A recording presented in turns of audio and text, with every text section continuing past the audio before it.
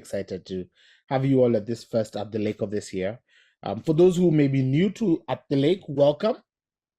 And just wanted to share a little bit about who Ziwani is, just so that if there are new people, you get to understand who we are, what we're trying to do, even in creating gatherings like this one, where we meet to just learn different elements about our businesses, and how we can honor and serve God through them. And so Ziwani is a space where, as African business leaders, we believe that we have the power to shape our marketplace and our society by following biblical principles in our business practices. And that's why Ziwani was created. It's a Swahili word that many may be familiar with. It means at the lake.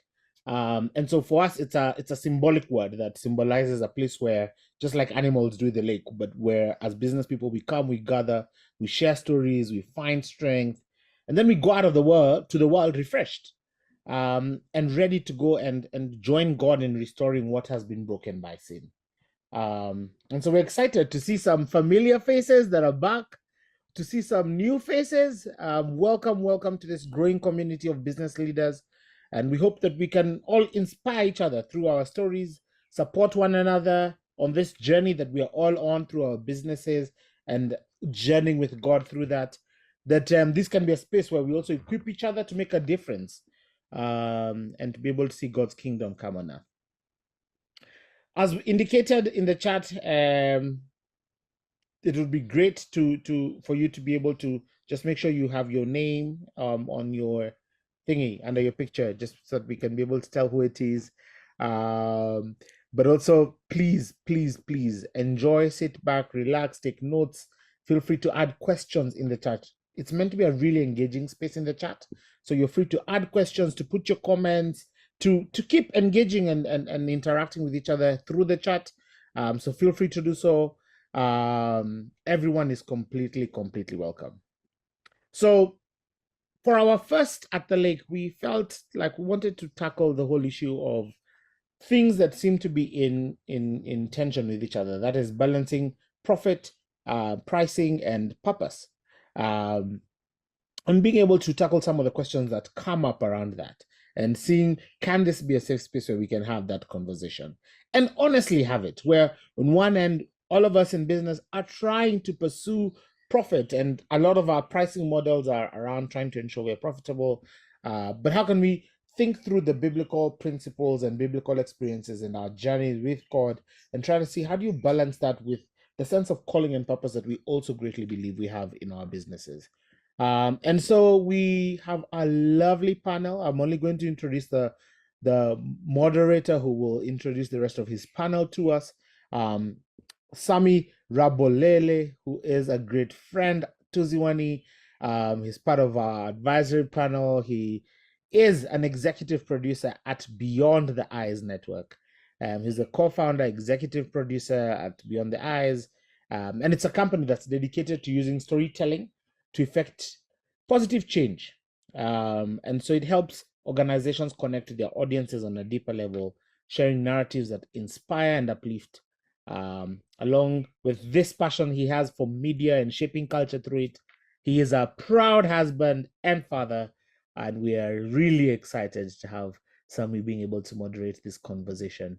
So Sammy, over to you, and you can introduce the rest of the panel and take us from there.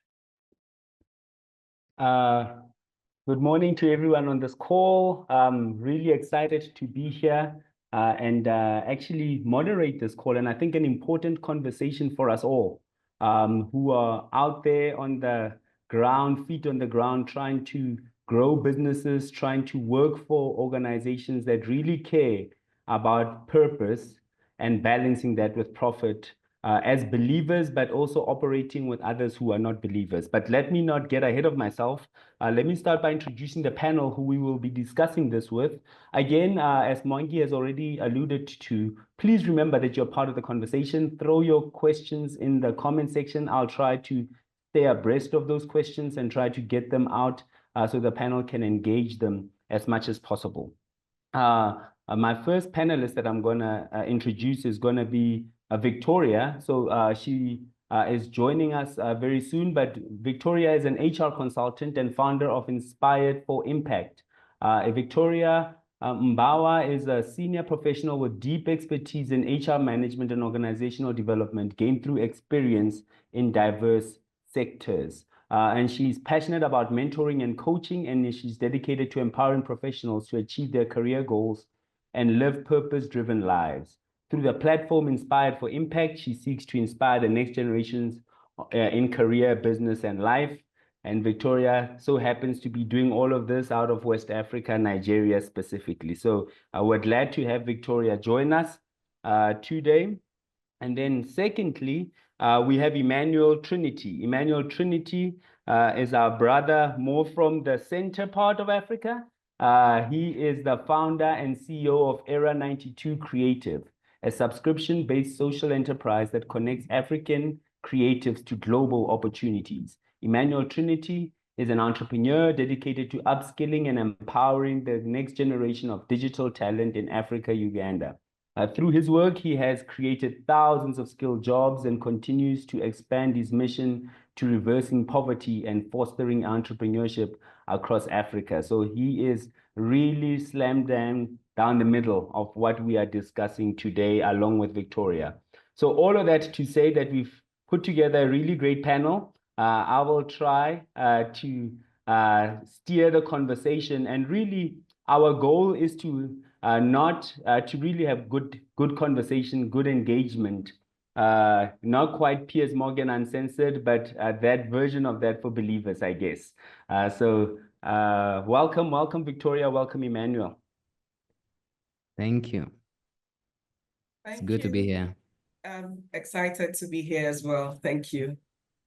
Amazing. Well, let's not waste too much time and try jump straight into it. Emmanuel, maybe do you want to say a little bit more about what Era 92 does so that people can actually hear, especially around, I know we're starting at a different place, but especially around what some of your guys' goals are to do as Era 92 and who you're trying to give work or jobs to. Thank you so much. Yes. What we're basically doing at Era 92 is really rotated around my life story growing up. I grew up on the streets between the age of 9 and 13, and I was discovered by a gift of a computer. I was taken off the streets, and I trained myself to become a graphic designer. So I realized growing up that brilliance was everywhere in the slums, but there were no opportunities. And so after, at the age of 19, when I worked with Coca-Cola as a junior designer, went off the streets, I quit my work to come back to the slums and basically to pick up young people from the slums. So what I basically do right now, we go out in the slums across Uganda, pick up young people, train them into a 1-year intensive program into graphic designing, website development, front-end and back-end development, and then we find work for them in the United States and the UK. And so, yeah, we've done about 3,000 skilled jobs right now, and we are ready to scale. And we have a goal of creating 100,000 skilled jobs by 2030.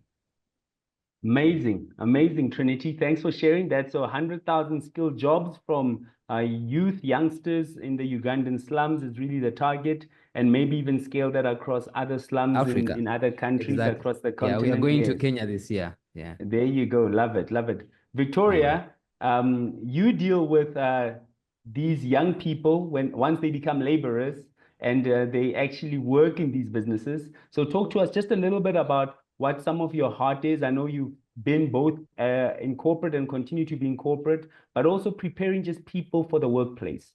So talk to us, maybe give us a minute about that, and then we can jump in. Okay, thank you very much. So with Inspired for Impact, we started that in 2018, and our focus is just empowering young people in the spheres of influence to be, first better versions of themselves, but also to make enduring impacts in the various spheres of influence. With my background in human resources, as a human resources professional, our focus is essentially on the professional work. But we also want to always remind them that as you're working as unto the Lord. So we bring in a lot of biblical principles, and then we just provide a lot of one-on-one mentoring. We have outreach events where we go, we go to graduates, almost graduates, people in the final year at the universities, So that's our focus for this year, actually. And then we have our annual events where we bring professionals who've made significant impact in their work, both professionally and also their work with God, bring them to share their stories of impact, their stories of resilience, and how they've made it through, more like to just, send the elevator down to bring others up. And so we continue to do that through our outreaches, mentoring, and also our book club sessions that we have. We also have monthly prayer meetings targeted as professionals as well. And so that's been our impact journey to date. On the professional side, I've had work experiences from professional services, KPMG and Deloitte, and currently I'm in the oil and gas space as a HR consultant. And my primary responsibility there is to represent God while I also do my work in ensuring that the business progresses as expected. Thank you. Amazing, amazing. So on the panel, we have both representations of Victoria, who still serves on a corporate side and has this organization that is really helping to bring others up, sending the lift back down so that people can now come up. And Emmanuel runs a business that ultimately is a creative business and sends these creative opportunities for servicing businesses from the US and the UK, but giving those opportunities to youth across the continent. So let me start right ahead and jump in, because I think it's already been seen, or at least engaged a little bit, but how can we design as Christians, as believers, how can we design businesses to put people at the center of the business's mission, using our strengths to serve others instead of exploiting them, and balancing that with remaining profitable? I think this is an important question, especially on the continent where we have a history of a lot of treating labor badly, sadly. And I think sometimes, even in the question, I'm sure you can hear, most of us are always not so trusting of businesses. We don't trust businesses and what they bring in to a community. When they settle into a community and say, we're going to do business here, we generally think there's exploitation that's coming right behind it. But how do we do that balance? How do we balance as businesses? How do we create this balance? Emmanuel, I'll start with you for that one. Yes, thank you so much. I think I would always be taking in my perspective and my life experience. Yeah, I think for me, it only starts with redefining what success looks like if you're starting this business. And for me, myself, I saw it in 3 different ways when I started, doing this redemptive work. I studied a lot of books and I also read from other people who are experiencing it.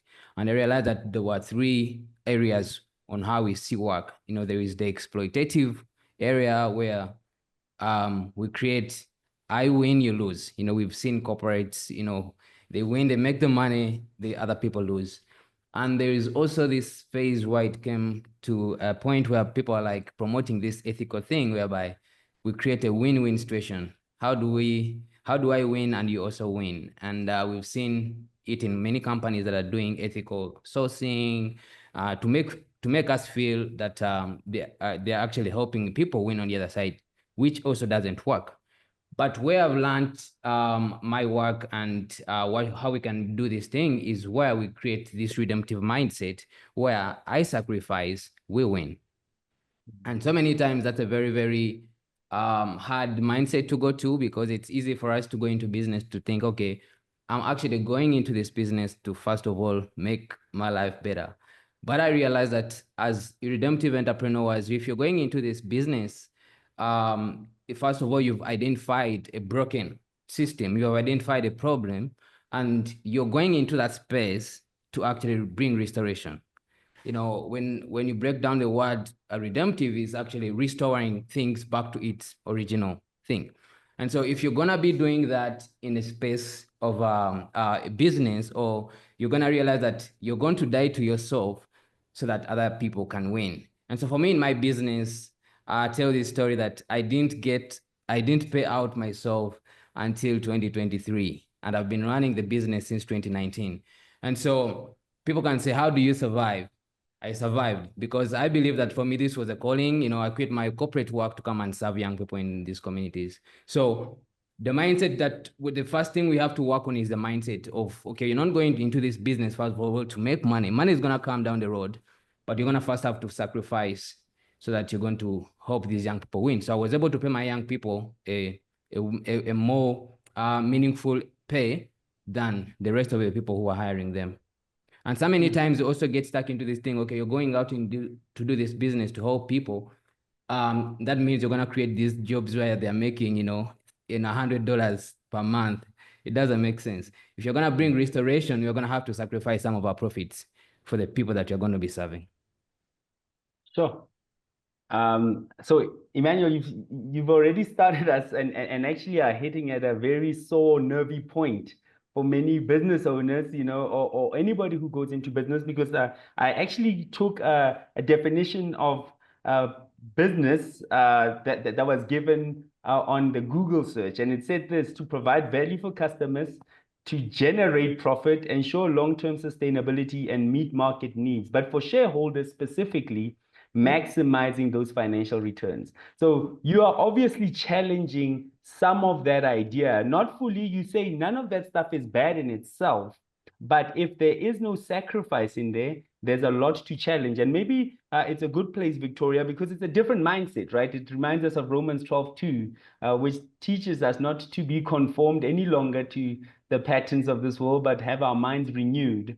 And for you, Victoria, how has this idea, this mindset, or do you see this mindset, and how do you think about it? What are ways that we shouldn't be conformed to in how you think about business, and how we think about success beyond money, especially in relationship with people? How have you come to balance that out in your own business, but also in the work that you do in oil and gas?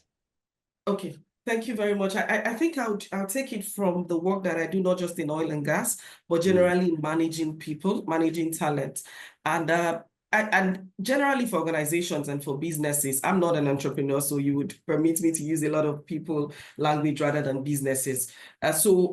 Generally, when you run an organization, even in your regular MBA classes, you are taught to do well before you do. You are taught to do good before you do well. And that's more sustainable rather than doing good first before doing well, because that's a lot of focus that we have out there. People want to first make enough before they now think about what's the impact they can have in the society. But in terms of having that mindset to say, what's the positive impact? I want to ask myself as a business owner or as a leader in a corporate organization, when people go home every day from work, what do they remember about the impact we've made on them? Is it only the work that they do for us, or the impacts that the work they do or how we relate with them have in their everyday lives? So when my staff wakes up in the morning, talking about people with me, why do they come to work? Is it only about them just, making the salaries, or they're coming to work because they can connect with the purpose that the organization is set up for? And so many times it doesn't just start from saying, oh, I want to have this right mindset. It's to ensure that you bring a platform where the organizational purpose connects with the individual purpose. So many times when we say, okay, set up your EVP, that's your employee value proposition, one of the key elements that many organizations miss is that they're not finding a way to align what the organization stands for and what the people feel is their purpose. And so when that alignment is there, it's easy for me to go back and say, I have impacted these people positively beyond the work that they do for me. So somebody wakes up in the morning and is coming and saying, this oil and gas, yes, we do drilling, but we are looking at how we are impacting the environment, we're impacting the people, we're doing, we're sending educational reliefs, we're providing scholarships, and we're giving our people the opportunity to participate in those projects. So I go back home and every day, I'm not just seeing myself as an oil and gas staff, I'm seeing myself as somebody who goes to schools when I'm off, or who has that day off to go impact young lives. And then I come back, maybe another 5 years, I'm looking at my career trajectory. I'm not only looking at my pay or how I've risen across, I'm looking at the impact I have made in those lives outside of work. And then in another mindset that we have as organizations that have helped us is to see how we can accommodate the peculiar needs of the people that work with us. So yes, you would have policies and procedures that sort of cast in stone, but you want to look at each individual and say, what difference would I make in the life of this person? And then we're bringing in policies like looking at, okay, how can we balance gender? How can we balance people who need certain kinds of support? And then you bring that into place because you are mindful of the impact that you are beyond profit. Sometimes it will mean losing sometimes, in terms of the monetary part of it as an organization. That sometimes you will have to pay more just to ensure that your staff have those sort of luxuries, if I use the word luxury, or the, I don't want to use that word luxury, but the comfort to be able to meet certain needs. So I give an example. It might not necessarily look like it, but you have a woman who's had maybe a miscarriage. I worked at a place at a point where he really wasn't a thing, especially if it was in the early months, And for some other persons, you have a woman or a family, or even a man who's had an adoption. Typically you adopt depending on the age of the child. In time past, we didn't really have those sort of things come into play. But you want to make an impact beyond. You want your people to feel that it's not just about the work that they do, but about the impact, about them being individuals. So we brought up things like, time off work for people who've adopted, young children, depending on the age, graduated, depending on the age, both for fathers and for mothers. I want to have that time as I'm bonding with that child. I'm already seeing the impact. I'm already knowing that this organization sees me beyond the profit that I bring, but as part of the organization, and has impacted my life. I've had people, I've had someone who refused to take up an offer somewhere else just because of the way the organization treated her when she had a significant health challenge. And it was a bigger offer in terms of pay, but she said, these guys have been fantastic to me. I can't leave them at this point. I need to also give back to them. So that's some of the ways that as organizations, we begin to redirect our thinking and look at the impacts above profits that we make on our people. Sorry, thank you so much for that, Victoria. I mean, I think you raise a really important point and a difficult one, mostly for organizational leaders, is creating a purpose, giving out a purpose for the organization that can align with the personal goals and purposes of individuals and employees within the space that you're working in. And I think that's a very, very important one, not one that's easy. And I think it almost takes us, if you think about it from a biblical landscape, right? Colossians chapter 3, starting at 22 to chapter 4, verse 1, this idea of bondservants, work in such a way that it is unto the Lord. But then masters, remember that you have a master in heaven. And almost like it's a difficult balance. And I think that's the balance we're going for, right? And generally the economy is seen, Emmanuel, this is more for you, to mostly work for the wealthy people. Now, sometimes I don't know how truthful this is or if it's not, but generally this is an understood thinking when you look at the news or you hear the conversations. I mean, there are rallies currently in the US that apparently the numbers are even beyond what people were going to when people were trying to actually campaign for voting about fighting the oligarchy. So this idea that the rich, the wealthy benefit the most from the economy and people don't. But we as Christians think differently, right? Your business, Emmanuel, seems completely different to this way of thinking. How have you constantly risked profits to give people a fairer solution that can benefit others because you know you have a master in heaven? How has that influenced your thinking and the way that you've built Era 92?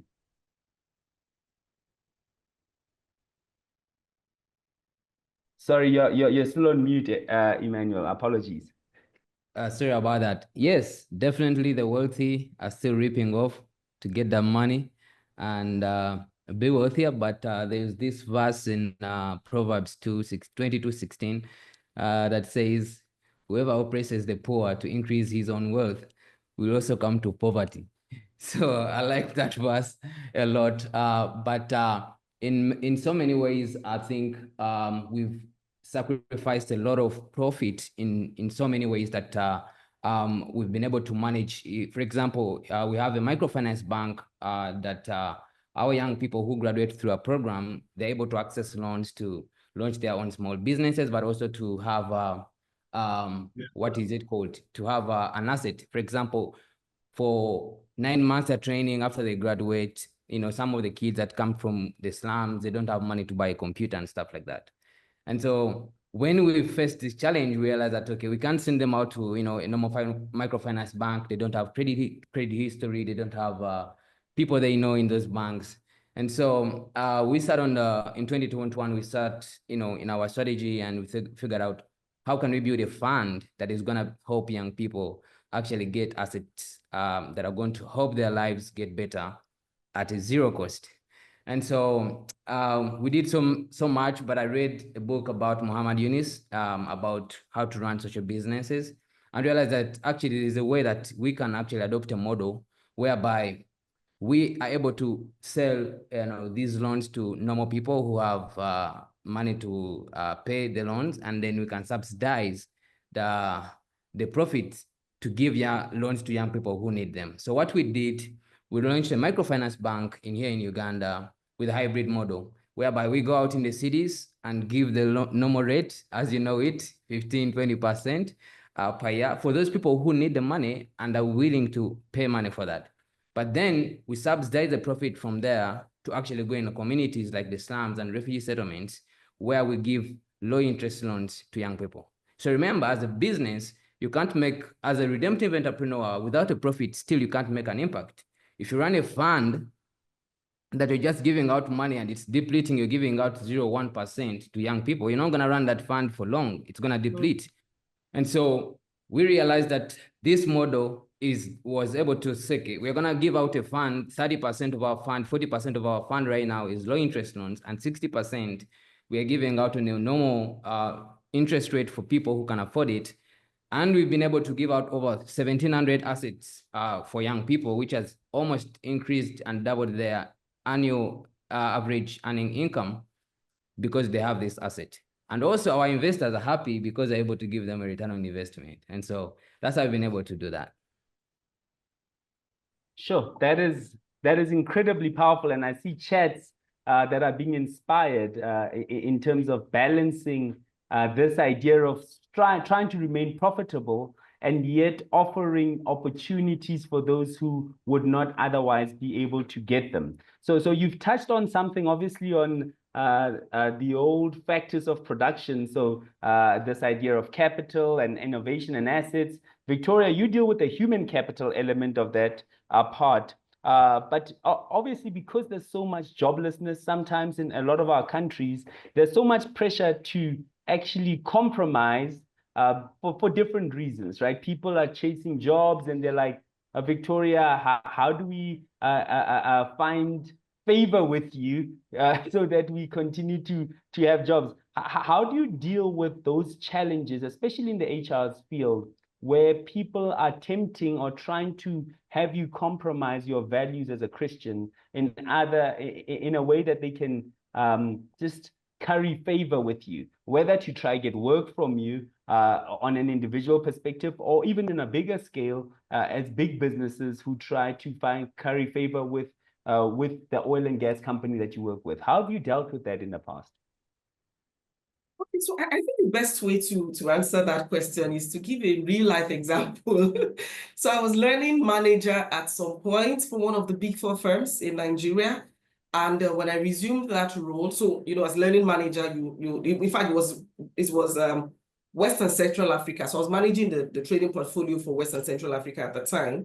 And so being new in the role, the vendors would come reach out to you to say you can use our facility, for your sessions. Many times you want to take your staff out for just that experience, outside experience. And so these programs will run into several millions because it was, big 4, big, and then Western Central Africa, it would include flights, it would include quite a lot of things, So it was really, and not just a level of staff. So across the different cadre of staff, we have such programs. And so in all of the hotels that reached out at the time, just coming to me to say, we want, we see that you're new, coming on courtesy visits, come check. So I went on my own as well to check facilities and not just rely on what I had seen that, was being used. And so what I realized, one of the things that is always a challenge for us as Christians in the marketplace is being able to distinguish, or not, let me not use the word distinguish, being able to navigate traditional practices, things that have been so ingrained in the system that over time, you begin to wonder, if you're not spiritually, minded, it just looks like it is normal. It does, no, that is what it is. It doesn't,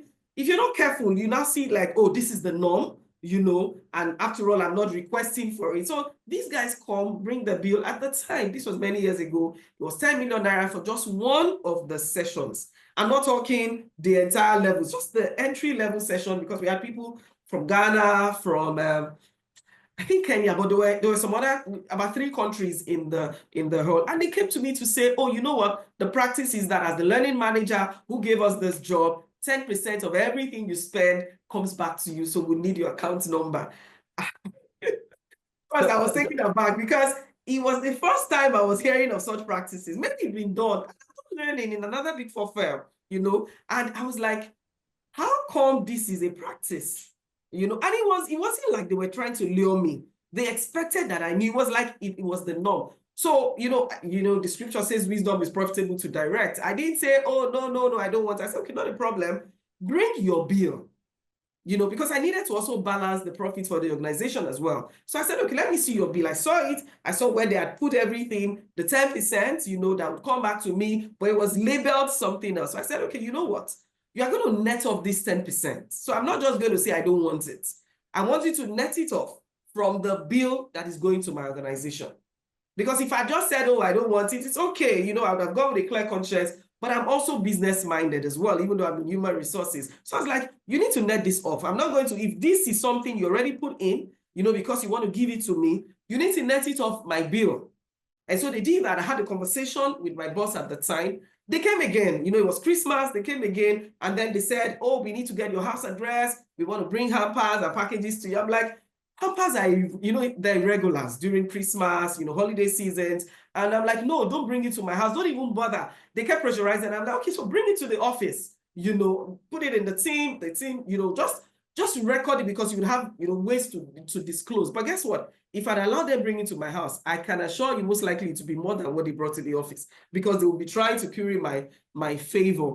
And, they went on, another thing that happened was, so in that space, you get some offers where they say, okay, when you bring, so for example, now as the training manager, your room during the period is free. And then after the session, if you have any events, so long as they see me, they give me free sessions, free rooms for the events. You know what I did? I just tabled everything. I said, okay, my partners, these are the opportunities that we have from these, major hotels. When you have things to do, let me know. We'll use them one every quarter. I just made it open. So while I was saying no, but at the same time, I was getting the deal for the organization, and it was on record. I tell you that these are deals that people have gone on to resign after setting up, big businesses.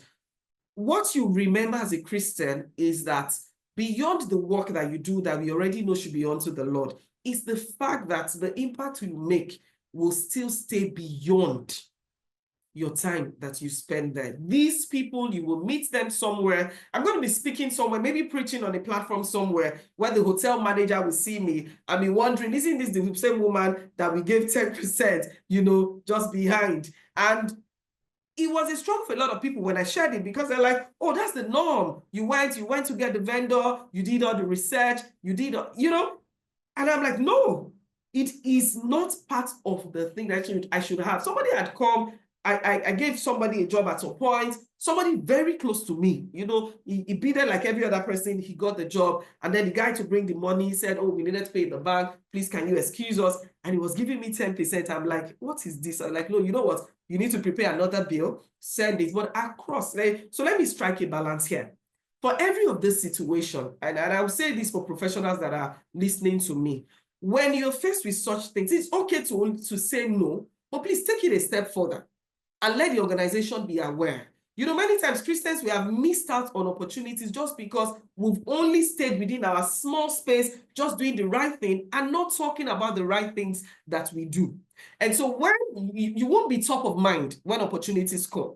So when they want to think about who are people that we can trust for major projects, these are things that you will remember. I'm not saying blow your trumpet, but let it be on record for 2 reasons. One is the opportunity that will come for you.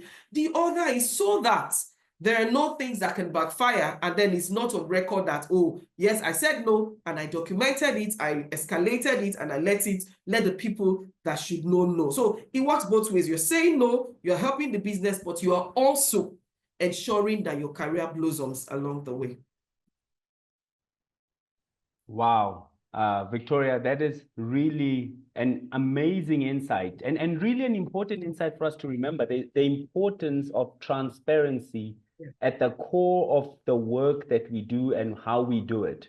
And not just for yourself, right? For those who come after you, because you might have just changed the policy of that company now going forward to say, if we continue to be transparent like this, so the business benefits and you as an individual might benefit at the end of the year. It's not a guarantee, but it might have shown up in your bonus later from the business because they say you still netted that amount of money. I got a double promotion subsequently, so it was part of it.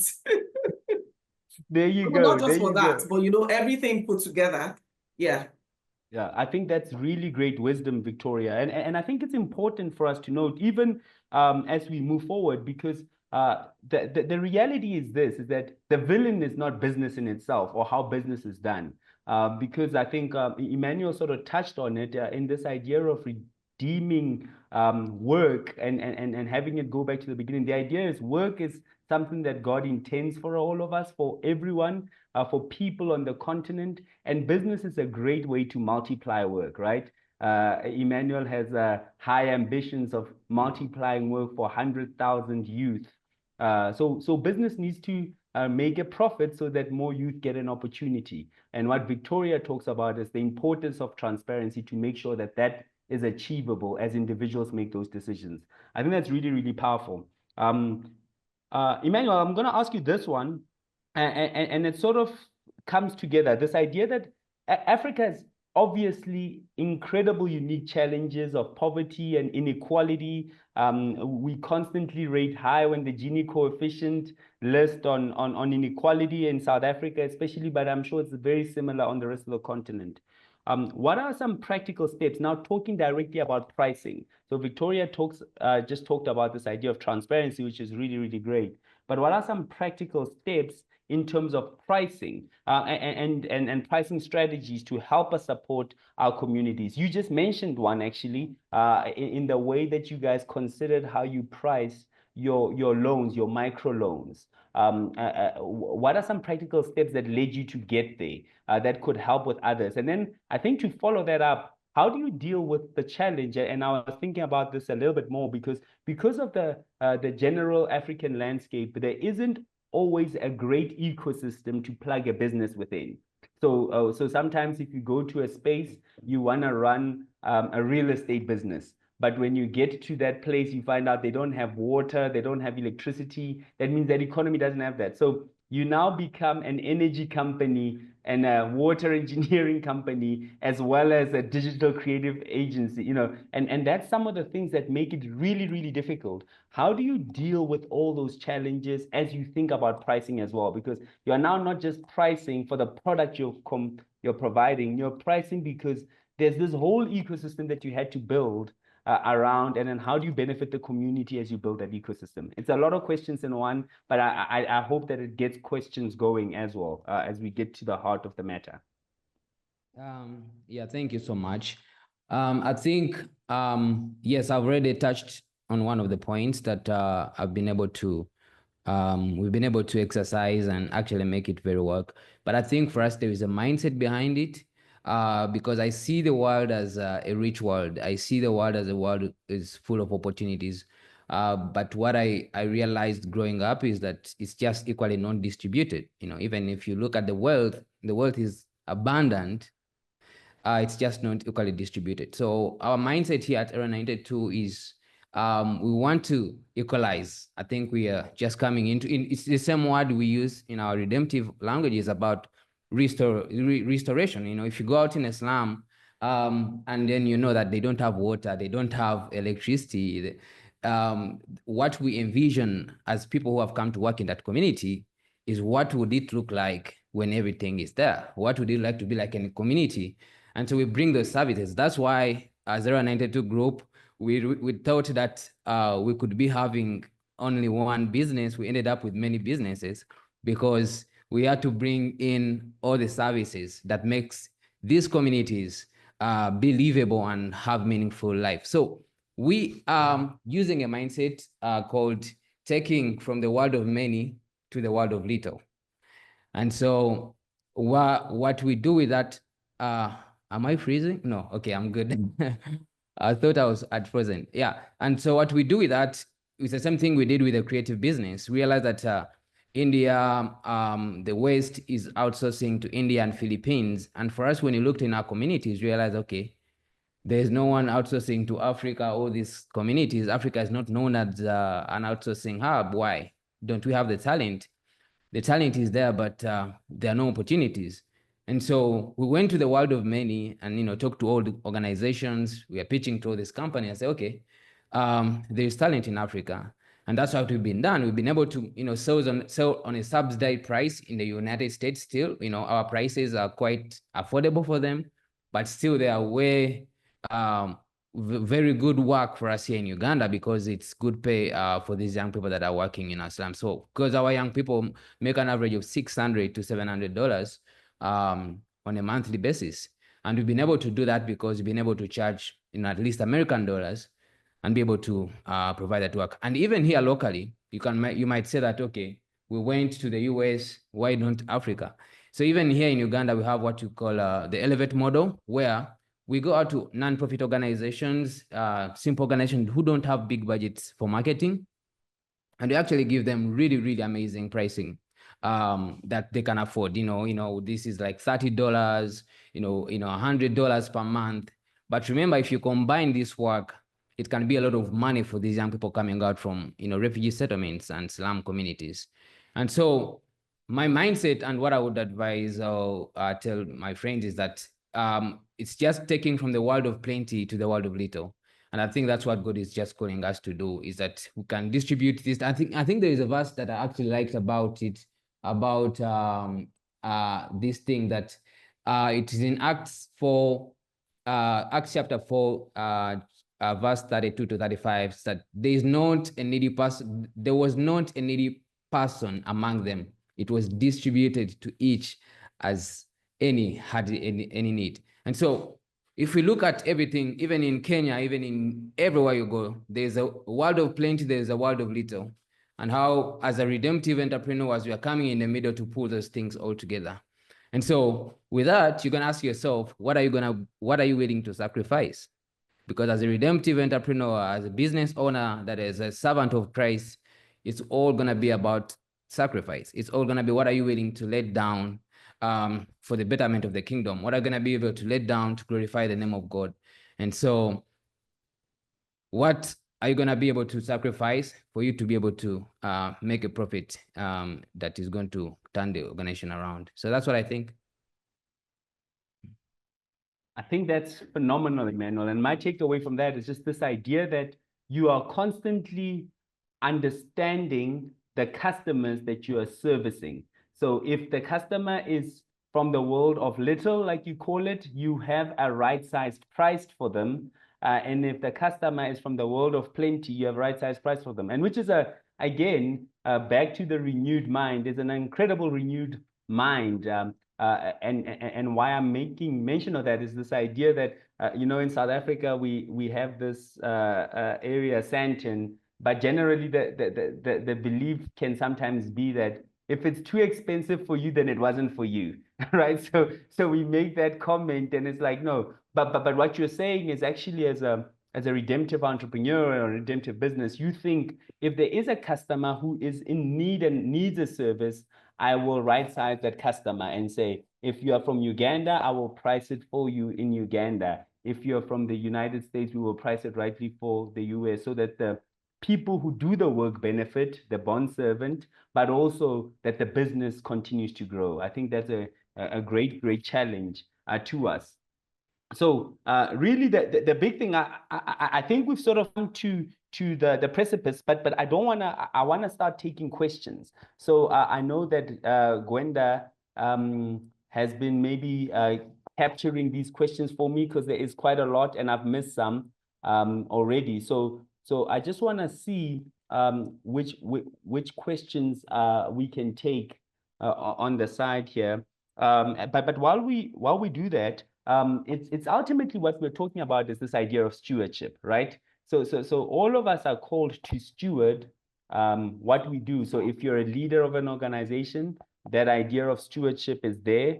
And if you are a worker in an organization, that stewardship is there. So we are really discussing what stewardship looks like for all of us. Sorry, I've got these questions. Thanks, guys. I see the questions, and I'm going to be looking down, so I'll be reading. We have here a question from a social entrepreneur. I think it's Atosha Jospin.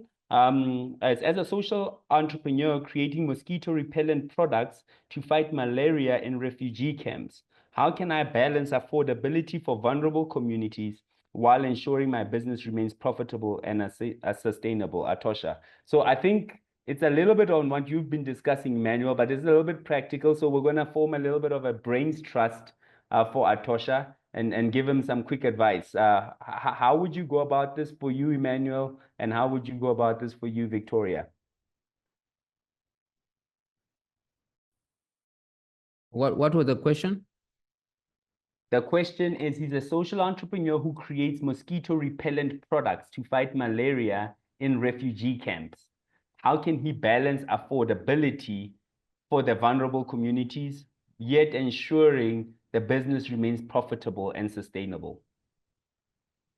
Yeah, I think can they come online? So some of the times, sometimes what does the business do? The business is only making, are they making them or are they just buying them from somewhere? So that's what I would ask a few questions to understand the business model, because there's so many things that we could help them with. Can they come online? Can they unmute? Yes, I'm here. Yes. Yes. So good afternoon. yes, brother. So where do you buy these So yes. the products, we are the one making the products. We manufacture and then we distribute to our channels. Okay. And then what's the problem that you're trying to solve? So the problem is in refugee camps, okay, let me say in general, in vulnerable communities, access to treatment is really low because the people are, I think the income is low, and for the people to afford the products for treatment is not really accessible for them. So in refugee camps, I live in Uganda, in Nakivale Valley refugee camp. And this is a situation that affects mostly children under age of 5 and mothers. Bring natural mosquito repellent soap, perfume, and pomade. So these products we manufacture them by ourselves and we sell them directly in the market. And sometimes we do retail partnerships to deliver them in the communities. So the question was, how can we balance our pricing to the economic situation in these communities? Because sometimes we find the products. Yes, brother. I think I get it. All right. Yeah. All right. Thanks, Atosha. So maybe we might not be able to get as many follow-up questions as we'd like, Okay. Emmanuel, but I think and Atosha, this is a brains trust. This is more ideas. This is not gospel truth. I think you will have to keep figuring out how to answer those questions. But Emmanuel, I don't know if we've got a quick fire answer for it on yes, what would you say? I was trying to help me find out the product fit. Sometimes if you're starting a business model, I think it's always nice to, if you're trying to start with a problem, Muhammad Yunus talks about it.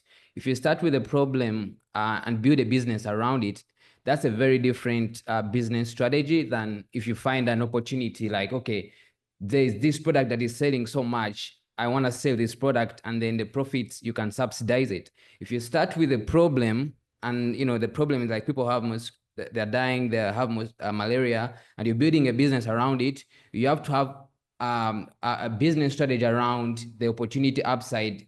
Can that business, is it scalable? You know, the price point, if you're gonna sell to the poor, how much is it gonna cost you? So you really need to figure out the business canvas on how the business can scale. If it can't scale, then you have to figure out other products that you can sell to the rich people and then be able to subsidize and be able to support the work that you're doing. So as a company, you can grow and make other products in perfumes and everything, but then your goal is also to help these people in these underserved communities. But I'm happy to connect with you because that's some of the work I'm doing here with our young people to help them figure out how we can make this business more redemptive so that you don't lose your focus. Yeah.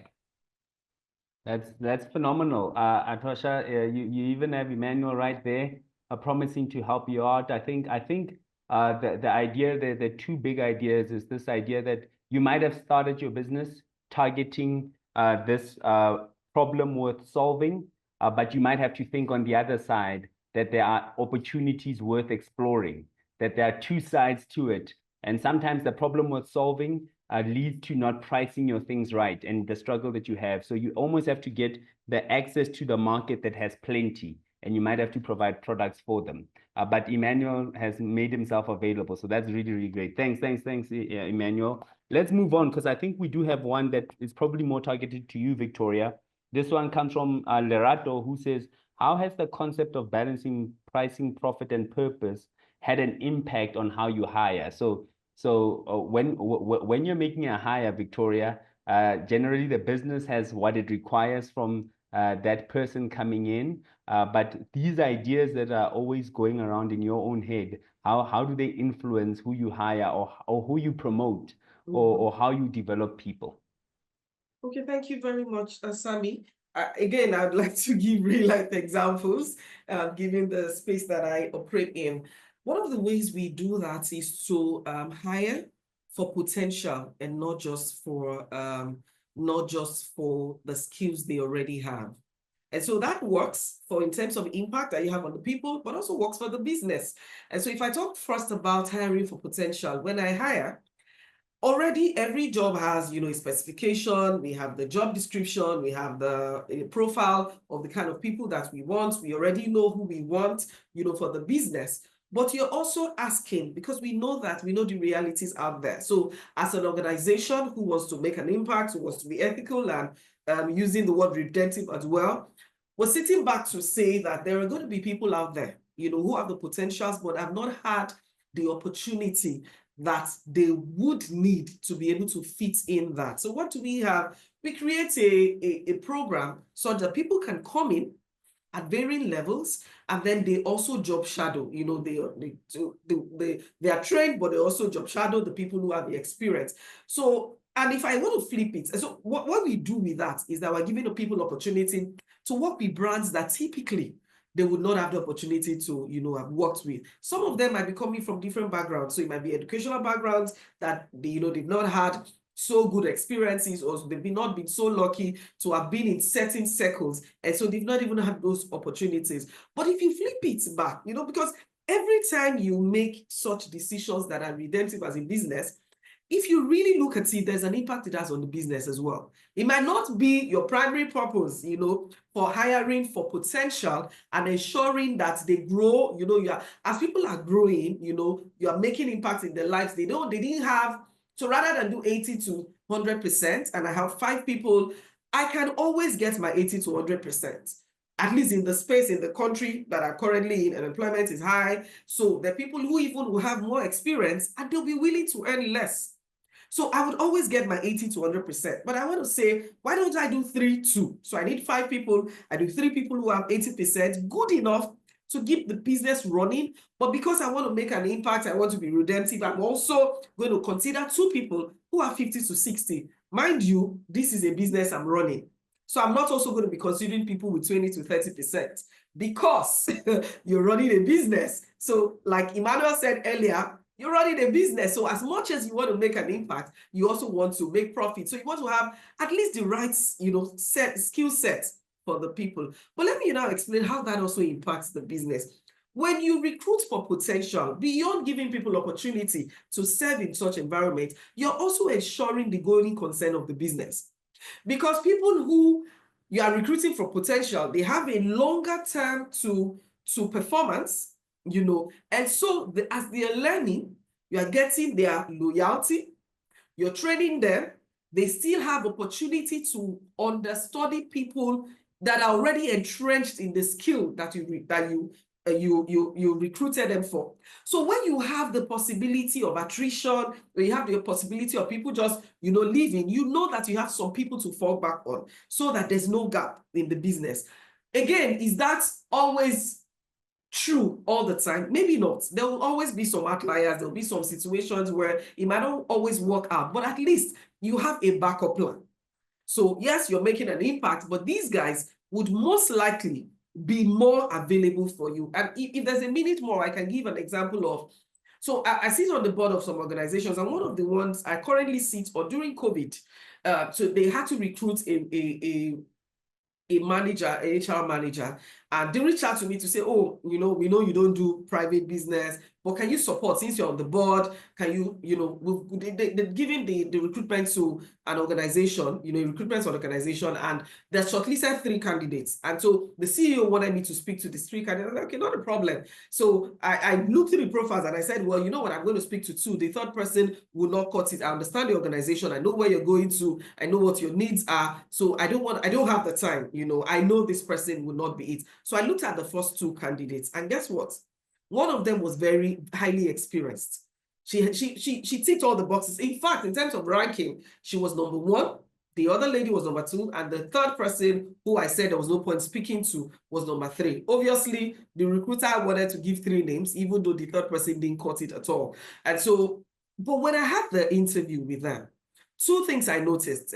Please permit me, I know this is taking a bit of time, but 2 things I noticed was, one, when I sent them WhatsApp messages to say, you know, this is Victori Ibhawa, you know, I'm on the board of this organization. This is not an interview. I just need to have a chat with you. And, you know, I saw the picture on one of them, the younger lady. I saw a picture where she was sitting on the laps of somebody who I think is her husband, because she's a married woman. You wouldn't be bold to put a picture, a profile picture of someone else. So she was sitting on the laps of her husband, and that was her profile picture on WhatsApp.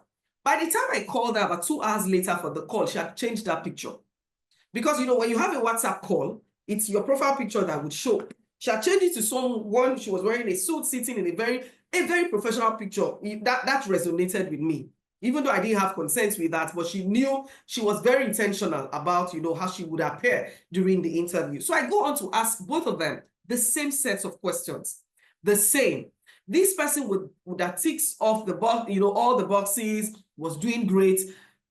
There was just something amiss. You know, sometimes, you know, 2 things would come to play here: the Holy Spirit guiding me, and also my experience as a HR professional. I could see that there were gaps. And I said to the CEO, what you need now is somebody with potential. I know the size of your business. I know where your business is going to. And I asked them the same questions. Their answers were different. So the lady with potential, she wasn't even a chartered CIPM. CIPM is the body that, you know, regulates HR in Nigeria. She wasn't a chartered. She hadn't done so much HR, but I could see the hunger, you know. And so he tells me a year later that, Victoria, that recruitment was my best recruitment of the year. She comes in hungry. She comes in ready to grow. She comes in doing a lot of things. 2 years down the line, she gets admission to go to the UK for a master's. And then she says to the organization, I still want to support. So this is somebody who was grateful because she was recruited for potential. I wouldn't recommend that if I didn't think she would at least meet to a certain percentage, but you could see the impact it continued to make. So she would never forget that she got that opportunity, but the impact on the business was massive as well. And so that's the way, that's some of the things that organizations, you know, can do. And that's just an example of how I've been able to manage that as well. I think that's incredible advice, Victoria, incredible advice. And the reason I say that is because we all know Africa is a continent of potential, right? Very young. So we are always having to probably gauge or balance this idea of, do we give this young person an opportunity or do we not? So we actually have to upskill ourselves, especially for the entrepreneurs and business leaders, but even the HR people or people who are leaders in their teams in the workplace. you always have to balance to say, what does a potential hire look like? And what does a hire that doesn't have potential look like, if that makes sense? That falls in the 30 percentile, but the 50 to 60 percentile, what does that one look like? You might need to write a book for us, Victoria, or at least start with an article on the Ziwani platform. I actually do have a recent release book. I'll share that with you later. All right, amazing. I like that, because I think to even give us a little bit of like some guiding tools to what hiring for potential looks like is powerful. I think something that's come out, and I really wanted to say it, is this idea of building trust, right? Like and how we build trust, and this idea that competence. So even when you're talking about hiring for potential, you're not leaving competence behind, but you're carrying with it this idea of character. So because that's how we build trust, right? Like we like high character, but we also like competence. So and Emmanuel, you've also engaged that. So this one's for you, Mwangi, because there is Anga who just needs to understand this idea of entrepreneurship, redemptive entrepreneurs, Mwangi. Someone came in late and they asked a quick question. It's Anga who said, can someone please explain what a redemptive entrepreneur is? So elevator one, Mwangi, 30 seconds on that. Give us what a redemptive entrepreneur is. So I'm going to piggyback on something Emmanuel had said earlier, which is that the world is in a broken state because of sin, right? And so the typical default view of most entrepreneurs is exploit. How can I win? How can I take advantage of resources, people around me, things around me to win? Because that's a selfish mindset born out of sin. The typical way to try and be good is to move to a neutral, ethical place, which is, how can I just make sure I'm not doing my part in exploiting or damaging anything around me? And that's not a bad, that's a lovely thing. Even if just all entrepreneurs did that, the world would be a better place. But that's not what redemptive is. Redemptive is calling us to move beyond that, to join God in what he's doing, to return things to how God had designed them and desired for them. And as an entrepreneur, as a believer, realizing that we all have a redemptive call in the businesses we do, to think about how we treat our employees, what we are producing in terms of products and services, how we're engaging with our suppliers, all of it from a lens of redemptive. How is what I'm doing, how I'm engaging, the business I'm doing, how is it taking things back to what God's original design, desire, plan was for how this should operate. So that's what a redemptive entrepreneur is. Thank you, Mwangi. Great advert. I need to keep you hired as long as I've got this gig to come in as an advert in my in our conversations. The next question, and it probably jumps off of what Mwangi just said. So how does one ensure employees are aligned and committed to the organizational purpose? So we mentioned earlier, and Victoria alluded to this idea of organizational purpose meeting with personal purpose. And the question is, how does one ensure that is the case, that there is that commitment from an individual to the organizational purpose? Victoria, maybe you can take a stab at it, and then we'll jump in, Emmanuel. Okay, so I had my internet froze, so I think I missed it, most of what Mwangi said. I wish I could connect back to what he said, but I just came back online. So if I go back to that question, I think the first thing, what matters is oversharing, if I use that word, because many times we have a purpose. When I say oversharing, beyond saying that one-liner, explaining to your people what this means. Because when you got your purpose, most likely they weren't even your employees at the time. You can have the same sentence and different people have different interpretation.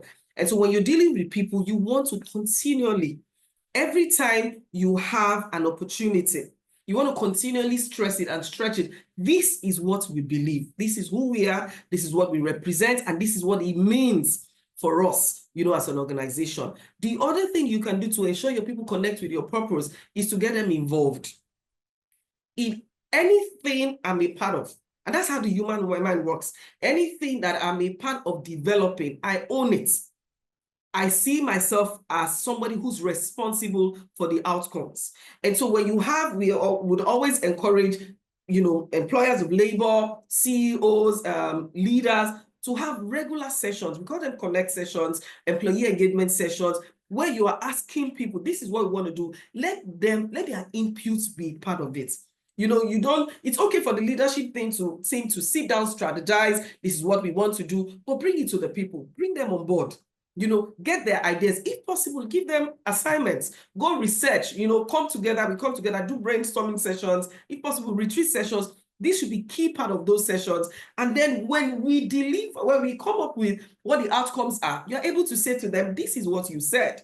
This is what we all said we will do. And because this is something we have decided as a group, we are going to make it work. I think the third thing I would say is finding a way to know what matters to your people. So beyond this purpose and just aligning and, you know, giving them the details, ensuring that they help you to work the details. So when you have a purpose, you want to break it down into what are the key themes of our purpose. Then you want to break down the themes into how do we actualize each of these themes, who's responsible, just going that granular. As beyond them being involved in that process, the other thing is ensuring, knowing what matters for them. You know, again, I'm going to bring this to a recent reality. COVID came, and I know the word COVID has been overflowed, you know, but I'm going to go back to it. COVID redefined the purpose of work in the lives of employees. And you can't achieve your purpose as an organization standalone. You need your people to embody that purpose. And if your people are not in that frame of mind or in that state around what does work really mean for me? Or what's the purpose? Why am I here? So people began to have a shift beyond their salaries. People want to go to work and see that they're really making something reasonable out of their life. They want to look back. People lost loved ones. They lost people that they thought were untouchable. And then you're looking back to say, what's the essence? Why am I doing this on a daily basis? What is tangible? And so one of the ways we get to know that is having these sessions as well. Understanding the different demographics in your business. What's important for this generation? What's important? How can we, you know, bring them together in a way that is equitable? You know, gone are the days where we say equality. Equality is currently out of the window. We're looking at equity. What is equitable? What's going to benefit this generation such that they see themselves that I am part of this business. This business is. Sorry, somebody said, okay, sorry, I'm sorry. I saw a question that, so they see themselves that, okay, yes, I own the purpose of this business aligns with my purpose, but at the same time, this is me. I bring my whole self because these steps have been followed. I don't think this is exhaustive, but I believe that if an organization follows these key steps, you would see that a lot would happen. And sometimes it even aligns with the benefits that you provide. Because you can't, I'm not going to come to your organization and do all purpose. There has to also be that question, what's in it for me? That's one area we also need to. So as much as we are giving back to the society, we're making an impact, your employees who are, you know, who are embodying that purpose, they want to go back and also be able to say, this is the benefit that I've also gotten, you know, from being a part of this purpose. So just bringing that alignment would help for people to stay focused and stay committed to your purpose as an organization. Thank you, Sammy. No, Victoria, it sounds like you are reminding us constantly and from both ends, right? Like from the employee side, but now you're actually engaging it from the organization side to be transparent about what we are trying to achieve and then bring along our people. Because I think sometimes that's where the difficulty is.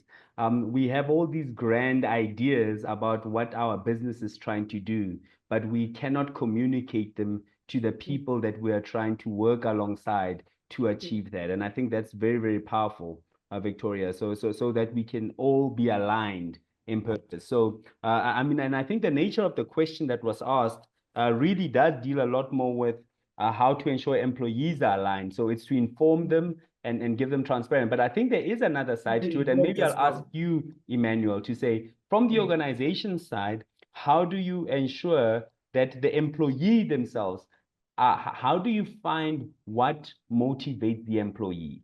So you have you're currently saying you've trained up to 3,000. That's once you scale past 10, it gets different. Once you scale past 50, it's different. Once you scale past 100, it's different.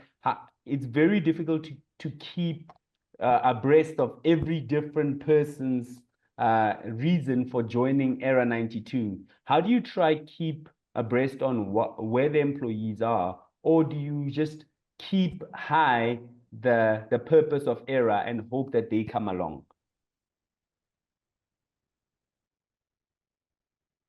Sorry, you're muted, Emmanuel. Sorry, we want to hear everything, my friend. Yeah, sorry about that. I keep missing that. I think for us, what I believe is that as a redemptive entrepreneurs, if the vision does not embody the people, then there's no way they're gonna be part of it. I mean, it draws us back to the exploitative and the win-win, whereby, oh, this is the vision where we want to go. If people don't see themselves in that vision, then you're gonna work hard to actually bring them onto board.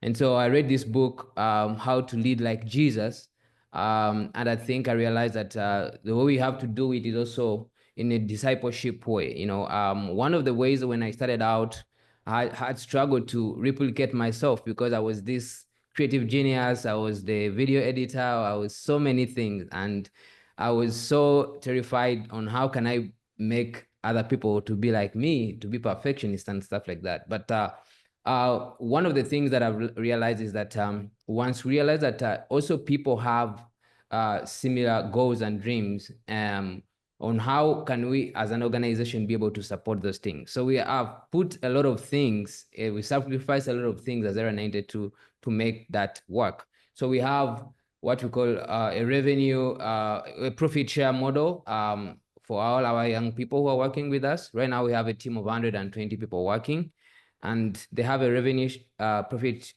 share policy where they share part of the profits we make. And one of the things, our culture here, I don't want to talk about it in this way, but we have this problem that most of our clients are in the United States. And we have really challenges with time zones. Some of them are in Hawaii and stuff like that. And people say, how can you build a culture where people are willing to come and live at 10? And because of the revenue profit share model, and they know that whatever we are doing is bring restoration in our communities, all young people are voting. And so at night, you're going to come here at Era 92, you're going to find people working and responsible for their tasks. And we don't have this overtime thing. We don't say, come here and we pay you. We don't have those intensive incentives. But because of the revenue profit share model that we put in place, that also, as Victoria said, that, it's what it's in for them. They are making sure that once the business makes more money, they're also getting more money. Not only the entrepreneur is winning. And we see that happens even in the win-win situation whereby, okay, you get this small money, for you as an entrepreneur, you get the bigger money. And we've not built in that way. Another way we've done it, as Era 92 group, we wanted to foster entrepreneurship. So under the fund, we started actually realizing young entrepreneurs who could actually start businesses within our ecosystem. And so we identified these opportunities and we say, okay, we are going to help young people take stakes in these businesses, and we take the minority stakes, but to help them start the businesses. So we've launched over 25 businesses for young people, and they own the majority of those businesses, and we take a part of it. It goes back to what's in for these young people. And we have all these businesses, car washes, restaurants, and people are working hard, and we don't monitor people because they've bought into the vision, they have discipled, and they see what is in for them. And I think the other thing is also sharing good values. Most of the times people are not really, we talk about redemptive, but our people are not really living a redemptive life. They are not actually, we are not reinforcing the values on how to lead like Jesus, on how to be a good Christian in this business environment. But we have this bracket of we are a Christian organization. So if we are really, as we do every morning, here we have devotions, we have Bible studies, and all our young people are really disciplined. And actually, we reintegrate them back into churches to serve in their local churches. So if you have all these Christian values, I believe you are all going to be on a good, smooth move. So having ownership is a key thing for young people. So please, if you're running a redemptive business, don't take everything by yourself. That's all my advice. I think that's amazing, Emmanuel. So this idea of once you bring people in, it moves beyond this idea of wage alone, but you actually want them to take ownership, right? Like, so they mustn't engage with the organization just as I can get a wage, I can get a salary out of the organization, but you want them to develop personally and see what they can bring to the business. And some of them would benefit from the profit sharing. Some may exit and start something in the ecosystem of Era 92 and the entrepreneurs, and you actually help them build. And I think that's a great challenge to all of us in how we deal with those Maybe under us. something that I wanted to add, is that when we worked in our community, so talking about being redemptive or bring restoration, I think Mwanji talked about as an entrepreneur, you're trying to restore things to its, how God wants these things to be.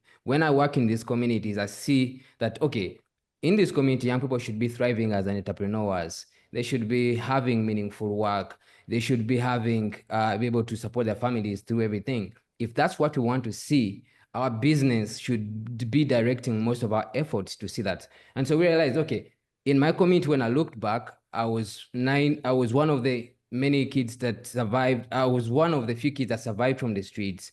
Not many kids in my community are really running a successful business. So me as a redemptive entrepreneur to continue being successful, and there are no other young people building similar businesses, it wasn't what God has called me to do. And so I took all my ambitions to build a business. I was offered so many opportunities to go to the United States. I said, you know what?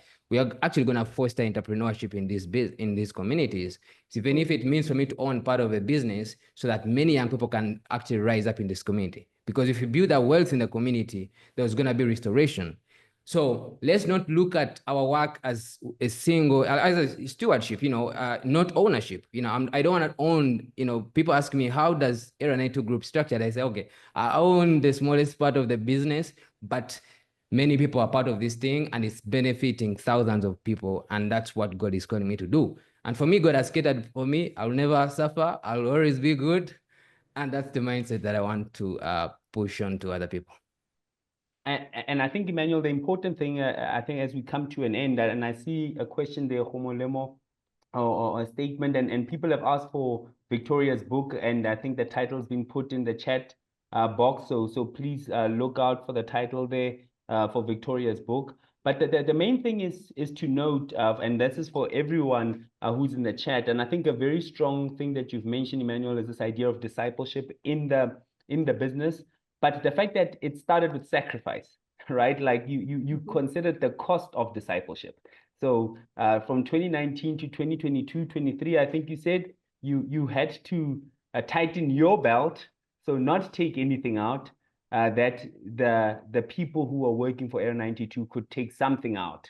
So while Era 92, so you were reinvesting whatever you could have been taking out back into the business, that it can grow and create more space for other workers. And I think sometimes where we tend to lose our way a little bit is sometimes that if the person who is being called to steward at the top is sacrificing, how do we disciple that culture of sacrifice? Because sacrifice ultimately creates more space at the table for more to come on. And that's sort of the takeaway that I'm also getting, that how do you disciple people to, in the same way that you have the skill set, but to have the character of sacrifice and redeeming things. And I think that's a very, very powerful thing. Homolema, I see there you say you run Angwa Africa, a social enterprise that curates and co-creates impact through leadership, mentorship, coaching initiatives. And who you focus on, would love to invite alumni and community to join our network. Oh, okay, so I see that wasn't a question. It was more you want us to see. And I think this is a great community to be a part of then, Homolemo, is that's really what we're trying to do. We're trying to get conversations going, get content going around what does it look like to build redemptive entrepreneurs, redemptive workers, redemptive businesses on the continent who care for what God is trying to do in our communities. Because if we take the mindsets that we've talked about in this time and actually implement them in our businesses, in the places that we work, and we put sacrifice ahead, loving others ahead, I really do believe that our work will cause a change on the continent, starting with the communities that we're serving in. The other book that was mentioned is Lead Like Jesus. I think Emmanuel made mention of that book. I think that's a good book to look at. But I would be a failure if I don't say that you need to get on. It's important that we also get on Ziwani, the platform itself. There's a lot of content there, especially around a lot of the words that have been discussed today. So we have the foundations of redemptive work, foundation course, which helps you understand some of what our panelists have been engaging over, and many, much more work. So before we call it to a close, I think I'm calling back, is it Femi or Mwangi, who's going to take us to the end? It looks like we've answered most of the big questions. Thank you so much. Thank you so much. Thank you, Sammy. Thank you to Emmanuel and to Victoria. It almost felt like at a point the questions are still coming hot and fast. We wish we had more time to keep digging into them. But unfortunately, we do have to bring it to a close. So we can go back to our work and both make purpose and profit. We need to go back to churning out both the profit and the purpose. And so it's been a great joy just being able to hear from you. Thank you so much to the three of you for sharing your time, sharing your stories, sharing your experiences. We really appreciate that. And to all of us, just for being able to take time to jump on this call, and I really do hope it's been of value. So in terms of what next, as Sammy mentioned, we have a Foundations for Redemptive Work course. I loved the questions coming in around what does a redemptive entrepreneur look like, but even the around the same questions on what does redemptively thinking about our profits look like, what does redemptively engaging with our employees look like. It all starts from a framework on what does redemptive work look like. And so if you're here and you're keen and would love to know more, we have one coming up soon. There's a QR code there. You can quickly pick your phone and scan that and get more details, but it'll also come in your mail when we send just a follow-up mail after this call with the recording. This will be part of what you'll receive in your mail. And so we'd love to have you join in, and let's continue to have these conversations and build a framework and a tool that we can use to think about all the different aspects of our business from a redemptive lens. The next thing is just to take note of the podcasts that we normally have. We have two amazing series, one that's been there for a while and one that's just about to kick off. Big Change and then Risk, that's coming really soon. And so on whichever platform you use, whether it's Apple Podcasts, Spotify, etc., want to encourage you to subscribe to the channel. That way you can get to know when the Risk one starts, get to be able to track with all the older podcasts that we've had, the Big Change one that we embarked on last year, and you can be able to jump onto those. And so please, whatever podcasting platform you use, why don't you find the Reframed podcast and subscribe to it so that you can keep hearing some of these stories, like the ones we've had shared by Emmanuel and Victoria, that really can encourage us and give us tools as we continue to navigate the business challenges we're having. But it's been a real joy being able to see you all again this year, begin this At the Lake journey with you again this year. Look forward to seeing you at the next one. Please invite a friend, bring someone with you. But allow me to say thank you, and that we've come to the end of today's At the Lake. It's been a complete joy.